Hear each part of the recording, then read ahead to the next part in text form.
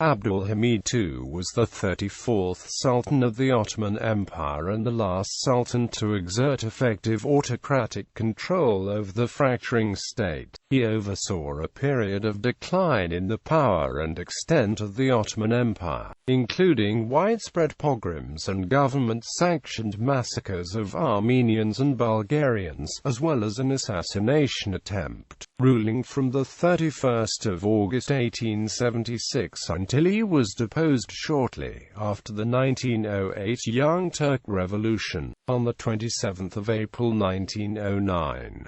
In accordance with an agreement made with the Republican Young Ottomans, he promulgated the first Ottoman constitution of 1876 on the 23rd of December 1876, which was a sign of progressive thinking that marked his early rule. Soon, however, he claimed Western influence on Ottoman affairs and citing disagreements with Parliament. Abdul Hamid suspended both the short-lived constitution and Parliament in 1878 and seized absolute power, ending the first constitutional era of the Ottoman Empire. Abdul Hamid's 1909 removal from the throne was hailed by most Ottoman citizens, who welcomed the return to constitutional rule after 3 decades. Despite his conservatism and despotic rule, some modernization of the Ottoman Empire occurred during Abdul Hamid's long reign, including reform of the bureaucracy, the extension of the Rumelia Railway and Anatolia Railway, and the construction of the Baghdad Railway and Hejaz Railway, the establishment of a system for population registration and control over the press, and the founding of the first modern law school in 1898. The most far-reaching of these reforms were in education. Professional schools were established. The University of Istanbul, although shut down by Abdul Hamid himself in 1881, was reopened in 1900, and a network of secondary, primary, and military schools was extended throughout the empire. Railway and telegraph systems were developed by primarily German firms. Between 1871 and 1908, the Sublime Porte thus reached a new degree of organizational elaboration and articulation. Abroad, Abdul Hamid was nicknamed the Red Sultan or Abdul the Damned due to the massacres committed against minorities during his rule and use of a secret police to silence dissent and republicanism. These led to an assassination attempt in 1905, contributing to the Sultan's worsening paranoia until his eventual removal from the throne. Early life. Abdul Hamid II was born at the Topkapi Palace in Istanbul, the capital of the Ottoman Empire, on the 21st of September 1842. He was the son of Sultan Abdülhamid and Tiri Mujgan Kadın Efendi, originally named Virgin. After the death of his mother, he later became the adoptive son of his father's wife, Valide Sultan Rahime Perescu. He was a skilled carpenter and personally crafted some high-quality furniture, which can be seen today at the Yıldız Palace, Sayılkosko and Beyliği Palace in Istanbul. Abdul Hamid II was also interested in opera and personally wrote the first-ever Turkish translations of many opera classics. He also composed several opera pieces for the Müzik-i Humayun, and hosted the famous Performers of Europe at the Opera House of Yıldız Palace, which was restored in the 1990s and featured in the film Harim Swari of the Turkish-Italian director Ferzan Özpetek. Unlike many other Ottoman sultans, Abdul Hamid II traveled to distant countries. 9 years before he took the throne, he accompanied his uncle Sultan Abdulaziz on his visit to Paris, London, Vienna and the capitals or cities of a number of other European countries in the summer of 1867. Accession to throne. He ascended to the throne following the deposition of his brother Murad on the 31st of August 1876.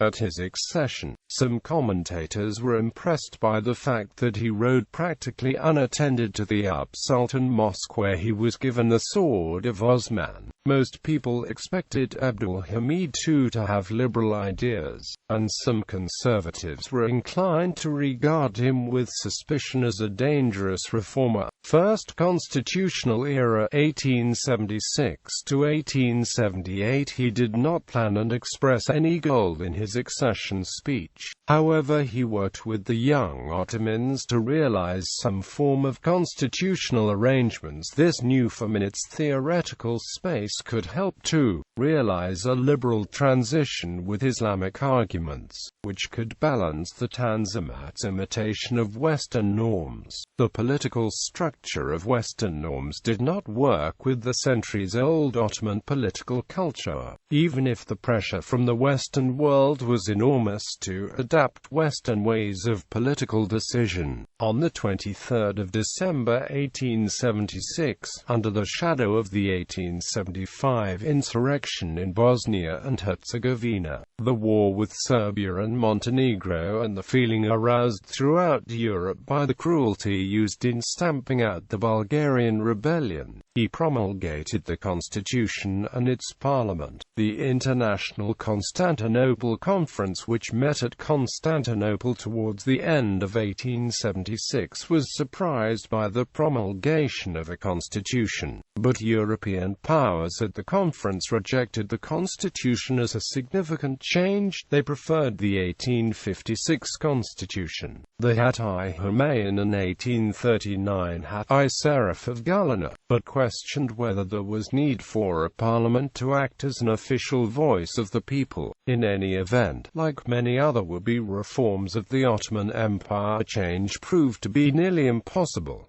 Russia continued to mobilize for war. However, everything changed when the British fleet approached the capital from the Sea of Marmara. Early in 1877, the Ottoman Empire went to war with the Russian Empire. Disintegration. Abdul Hamid's biggest fear, near dissolution, was realized with the Russian declaration of war on the 24th of April 1877. In that conflict, the Ottoman Empire fought without help from European allies. Russian Chancellor Prince Gorchakov had effectively purchased Austrian neutrality with the Reichstag Agreement. The British Empire, though still fearing the Russian threat to British dominance in southern Asia, did not involve itself in the conflict because of public opinion against the Ottomans. Following reports of Ottoman brutality in putting down the Bulgarian uprising, the Russian victory was quickly realized. The conflict ended in February 1878.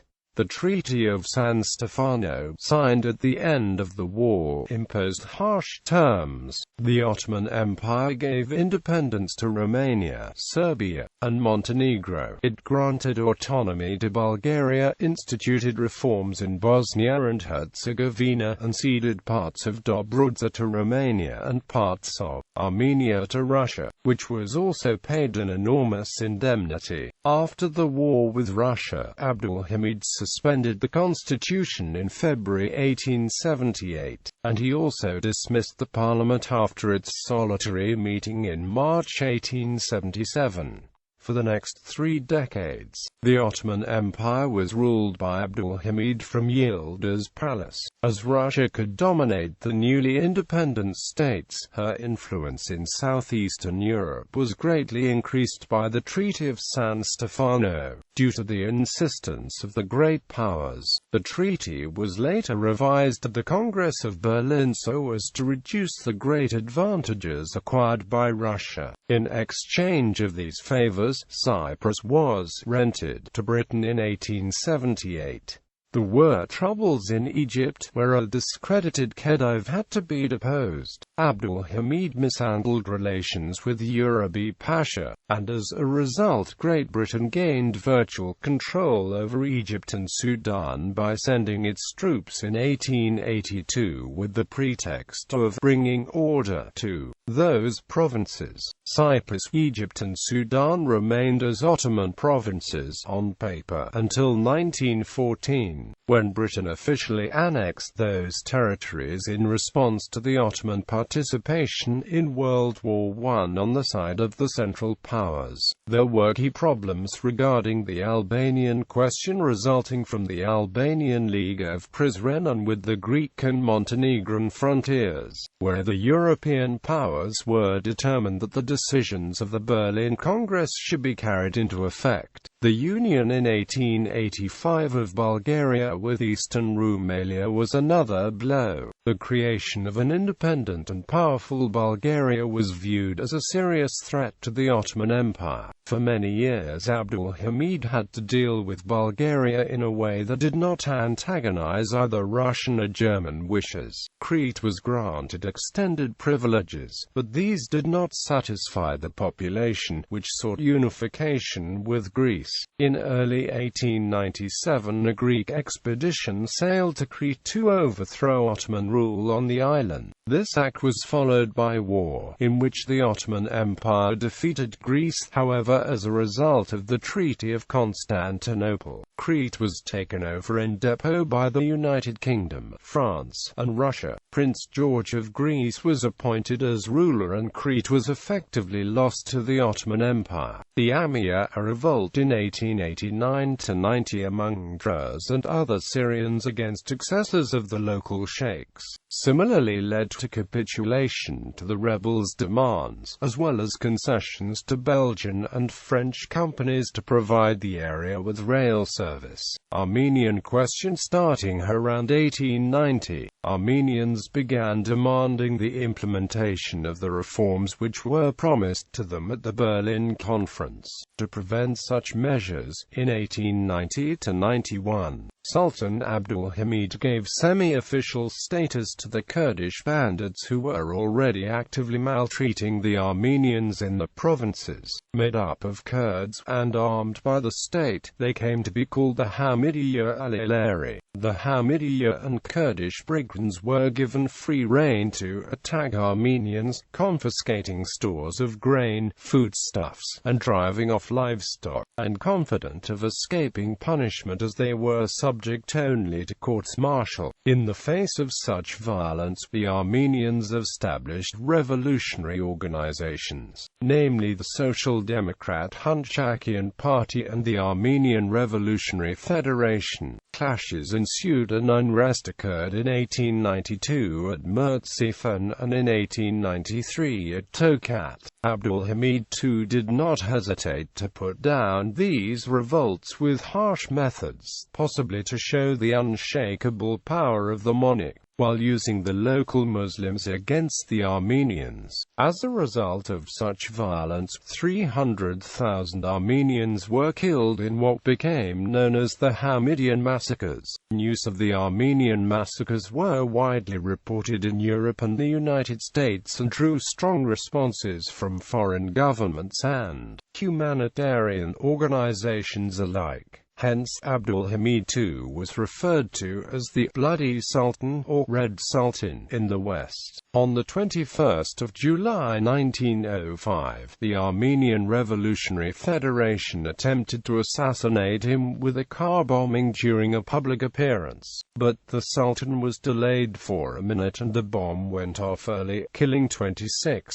wounding 58 and demolishing 17 cars in the process. This continued aggression, along with the handling of the Armenian desire for reforms, led to the Western European powers taking a more hands-on approach with the Turks, America and the Philippines. Sultan Abdul Hamid II, after being approached by American Minister to Turkey, Oscar Strauss, sent a letter to the Moros of the Sulu Sultanate telling them not to resist American takeover and cooperate with the Americans at the start of the Moro Rebellion. The Sulu Moros complied with the order. John Hay, the American Secretary of State, asked the Jewish-American ambassador to Ottoman Turkey, Oscar Strauss, in 1889 to approach Sultan Abdul Hamid II to request that the Sultan write a letter to the Moro Sulu Muslims of the Sulu Sultanate in the Philippines telling them to submit to American suzerainty and American military rule. The Sultan obliged them and wrote the letter, which was sent to Sulu via Mecca, where two Sulu chiefs brought it home to Sulu, and it was successful. Since the Sulu Mohammedans refused to join the insurrectionists and had placed themselves under the control of our army, thereby recognizing American sovereignty, the Ottoman Sultan used his position as caliph to order the Sulu Sultan not to resist and not fight the Americans when they came subjected to American control. President McKinley did not mention Turkey's role in the pacification of the Sulu Moros in his address to the first session of the 56th Congress in December 1899, since the agreement with the Sultan of Sulu was not submitted to the Senate until December 18.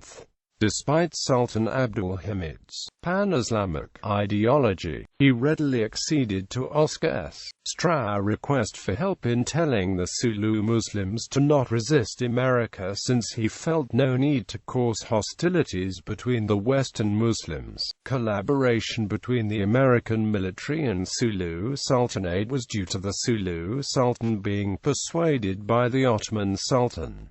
John P. Finley wrote that, after due consideration of these facts, the Sultan, as caliph, caused a message to be sent to the Mohammedans of the Philippine Islands forbidding them to enter into any hostilities against the Americans, inasmuch as no interference with the religion would be allowed under American rule. As the Moros have never asked more than that, it is not surprising that they refused all overtures made by Aguinaldo's agents at the time of the Filipino insurrection.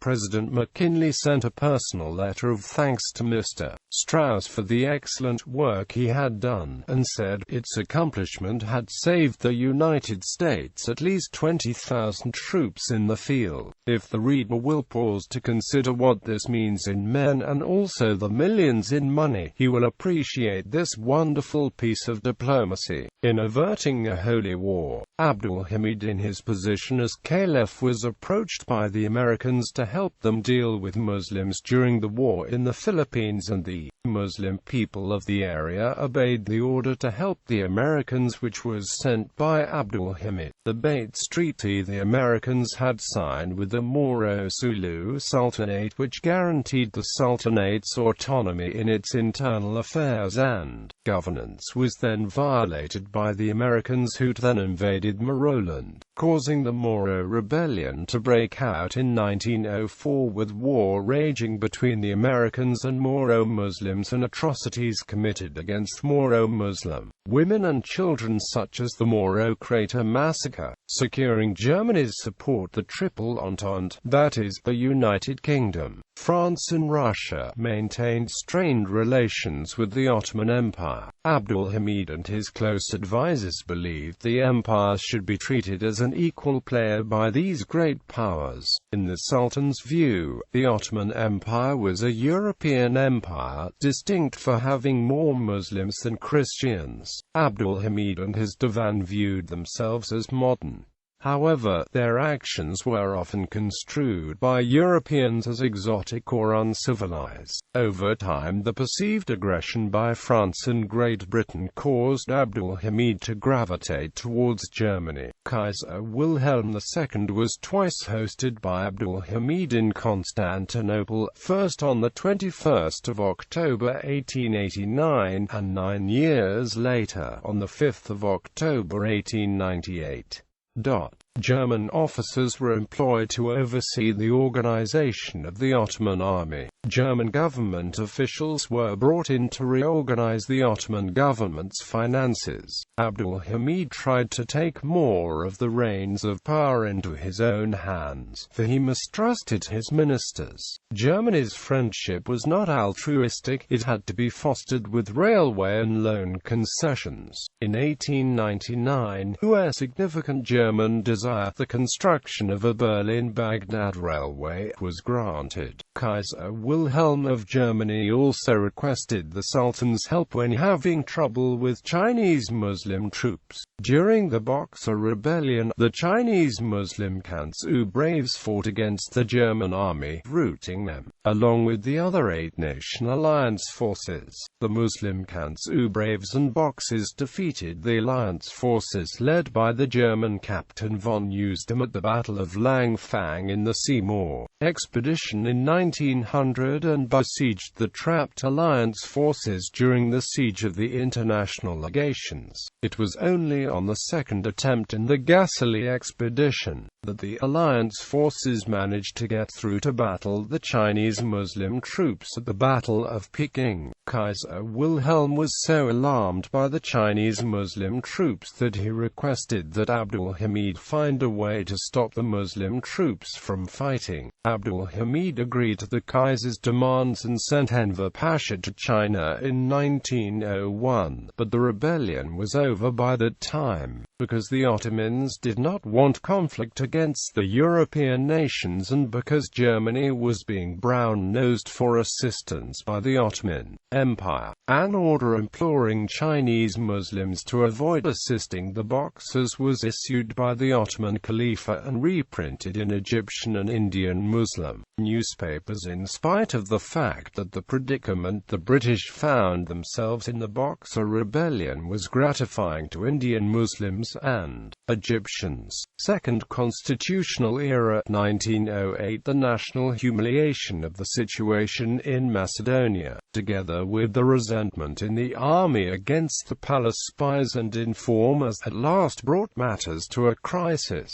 In the summer of 1908, the Young Turk Revolution broke out and Abdul Hamid, upon learning that the troops in Salonika were marching on Constantinople, at once capitulated. On the 24th of July, an irate announced the restoration of the suspended constitution of 1876. The next day, further irates abolished espionage and censorship, and ordered the release of political prisoners. On the 17th of December, Abdul Hamid opened the Ottoman Parliament with a speech from the throne in which he said that the first parliament had been temporarily dissolved until the education of the people had been brought to a sufficiently high level by the extension of instruction throughout the empire. Counter-Coup 1909. The new attitude of the Sultan did not save him from the suspicion of intriguing with the powerful reactionary elements in the state, a suspicion confirmed by his attitude towards the counter-revolution of the 13th of April 1909, known as the 31st of March incident, when an insurrection of the soldiers backed by a conservative upheaval in some parts of the military in the capital overthrew the new Young Turks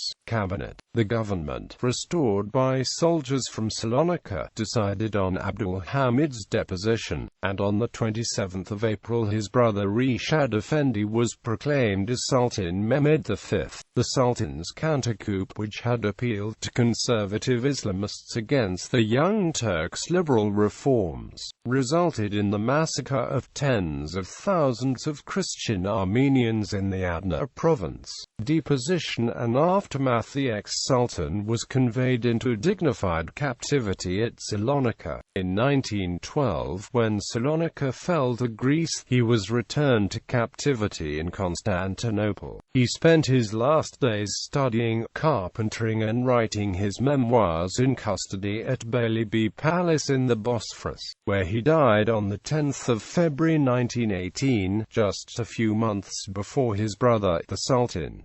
He was buried in Constantinople. Abdul Hamid was the last Sultan of the Ottoman Empire to hold absolute power. He presided over 33 years of decline. The Ottoman Empire had long been acknowledged as the sick man of Europe by other European countries.